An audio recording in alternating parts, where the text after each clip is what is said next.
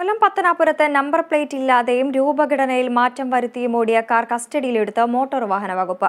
കാറിലെത്തിയ യുവാക്കൾ മോട്ടോർ വാഹന ഉദ്യോഗസ്ഥരോട് തട്ടിക്കയറി.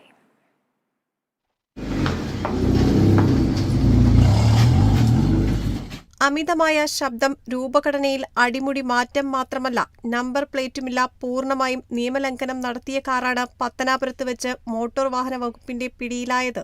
കഴിഞ്ഞ ദിവസം കൊല്ലം മേവറത്ത് വെച്ച് മോട്ടോർ വാഹന വകുപ്പ് ഉദ്യോഗസ്ഥർ കൈകാണിച്ചിട്ടും നിർത്താതെ പോവുകയും മറ്റൊരു വാഹനത്തിൽ ഇടിക്കുകയും ചെയ്തിരുന്നു. ഇതോടെ കൊല്ലം RTO എൻഫോഴ്സ്മെന്റ് വിഭാഗം കാർ പിടികൂടാൻ നിർദ്ദേശം നൽകിയിരുന്നു.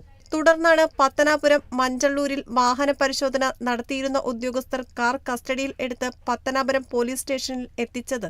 സംഭവം അറിഞ്ഞെത്തിയ ഒരു സംഘം യുവാക്കൾ പോലീസ് സ്റ്റേഷനു മുന്നിൽ വെച്ച് MVD ഉദ്യോഗസ്ഥരോട് തട്ടിക്കയറി.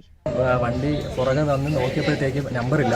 ഇവർ വീണ്ടും അപകടകരമായ രീതിയിലാണ് വാഹനം ഓടിച്ചു പോയത്. അത് തൊട്ടപ്പുറത്ത് ഉമയനല്ലൂർ ജംഗ്ഷൻ എത്തുന്നതിന് മുമ്പ് വേറെ ഏതോ വണ്ടിയിൽ തട്ടുക, ആൾ കൂടുകയൊക്കെ ചെയ്തെന്നൊക്കെ പറയുന്നുണ്ട് പരിസരവാസികൾ.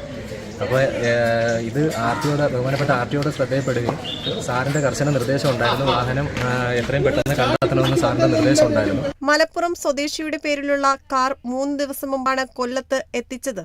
കൊല്ലം സ്വദേശി കാർ വാങ്ങിയെങ്കിലും പേരുമാറ്റം നടത്തിയിരുന്നില്ല. കേരള വിഷൻ ന്യൂസ്, കൊല്ലം.